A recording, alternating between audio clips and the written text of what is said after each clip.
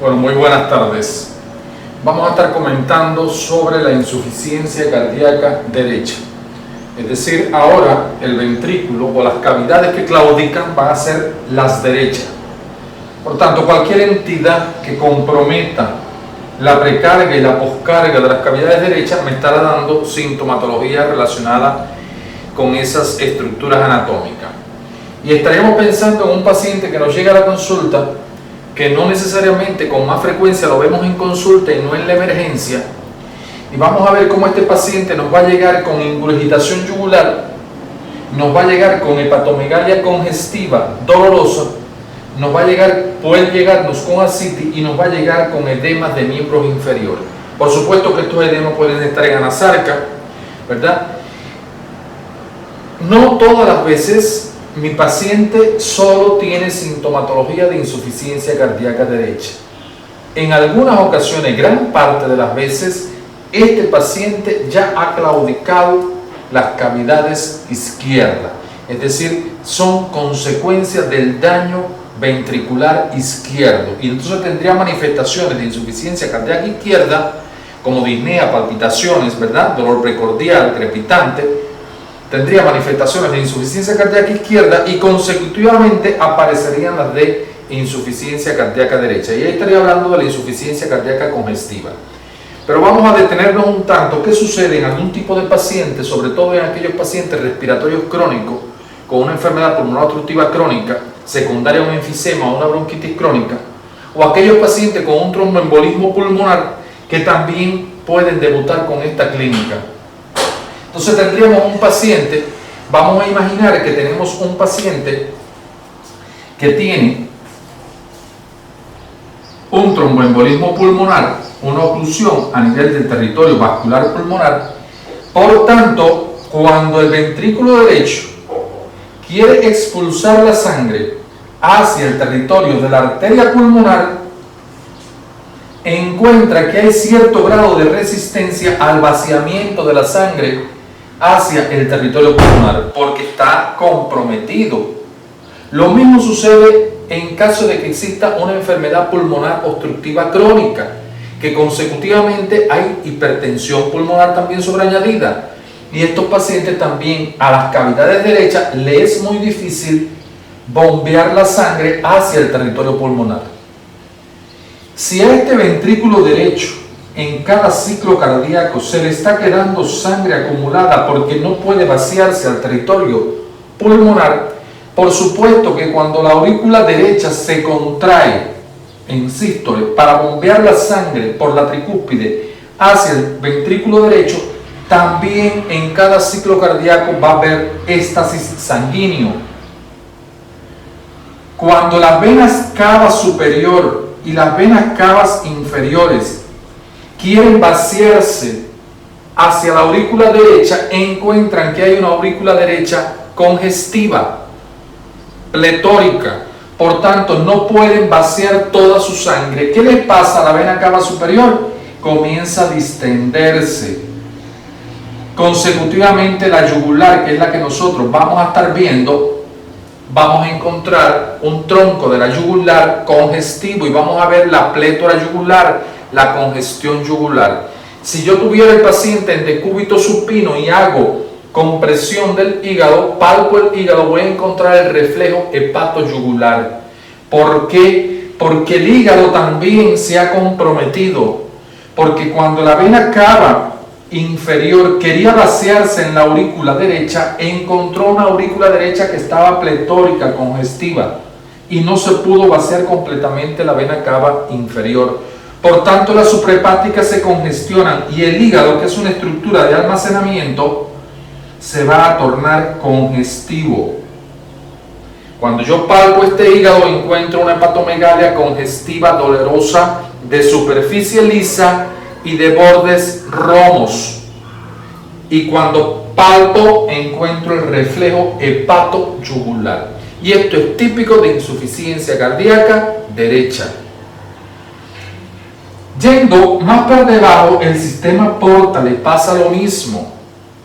Es un sistema que todos los vasos mesentéricos intraabdominales están pletóricos también. y no pueden vaciarse en el hígado porque el hígado está lleno, congestivo. Por tanto, hay trasudado de líquido hacia la cavidad peritoneal.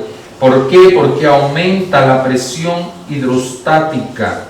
Y al aumentar la presión hidrostática, trasuda líquido hacia cavidad peritoneal. Y yo tengo a mi paciente entonces con ascitis.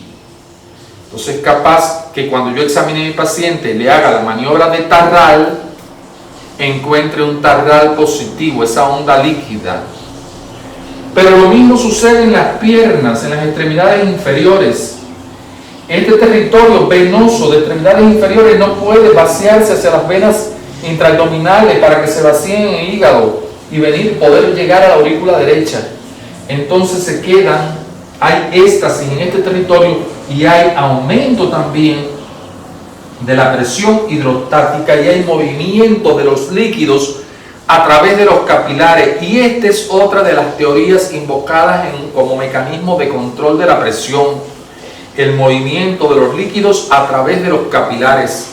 Entonces aquí hay un aumento, hay mucho líquido intravascular en el territorio venoso que no puede garantizar ese retorno venoso hasta la aurícula derecha. Por tanto, trasuda líquido al intersticio y yo encuentro los edemas de miembros inferiores. Edemas que van a ser oscuros, duros, de difícil godet, bilaterales. Edemas que en el horario de por la mañana aparecen las piernas menos edematosas porque mi paciente ha orinado bastante durante la noche, la nicturia. Pero a medida que pasa el día, los edemas se van haciendo bien evidentes. Entonces, esta sería la clínica de una insuficiencia cardíaca derecha y la explicación que yo como médico general debo de saber para entender el mecanismo de producción de estos signos y síntomas. Repito, muchas veces todo esto es secundario a una insuficiencia cardíaca izquierda y mi paciente tiene compromiso de ambas cavidades.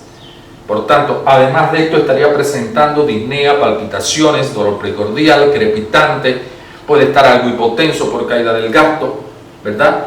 Entonces, y recordar siempre que estas causas, las causas fundamentales de insuficiencia cardíaca derecha, estaríamos pensando que se trata de un paciente con una enfermedad pulmonar obstructiva crónica, ya sea un enfisema pulmonar o sea una bronquitis crónica.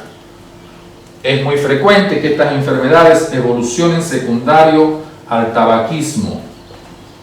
Por tanto, en todo fumador que me llegue con las piernas inflamadas, estoy pensando en este recorrido, y cuando esto evoluciona a una insuficiencia cardíaca derecha, nosotros le llamamos cor pulmonale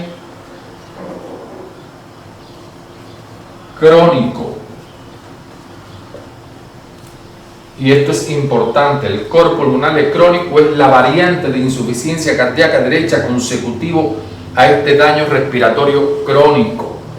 Por otra parte, es posible, como yo les decía al inicio, que se trate de un paciente con un tromboembolismo pulmonar y que este cuadro sea de instalación aguda. Entonces lo más frecuente es que mi paciente tenga compromiso de cavidades izquierdas y que esté muy ingurgitado. Entonces no se me puede olvidar que el tromboembolismo pulmonar constituye otra causa, pero este tromboembolismo pulmonar yo lo veo generalmente secundario en aquellos pacientes operados, politraumatizados, encamados por mucho tiempo, los grandes quemados, los grandes viajes, ¿verdad? El cáncer, el obeso. Entonces yo siempre indago los anticonceptivos en la mujer, indago sobre los antecedentes para pensar en la posibilidad de un tromboembolismo pulmonar y que me esté dando ingurgitación yugular con caída del gasto cardíaco. Y no olvidarme por último que yo pudiera tener, es poco frecuente, pero pudiera tener un infarto de ventrículo derecho. El paciente se presenta con dolor precordial y puede tener manifestaciones de insuficiencia cardíaca derecha, pero hay algo evidente, es que hay caída del gasto, pero no resuelve con volumen.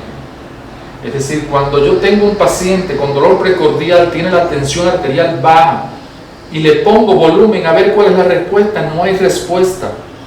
Entonces eso siempre me hace pensar en la posibilidad de un infarto de ventrículo derecho, y debo de hacerle un electrocardiograma haciéndole B7, B8, B9 o B1, B2, B3 del lado derecho.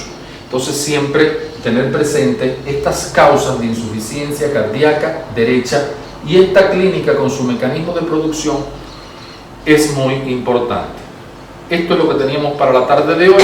Muchas gracias. Ya saben, cualquier duda en el canal o directamente en la plataforma.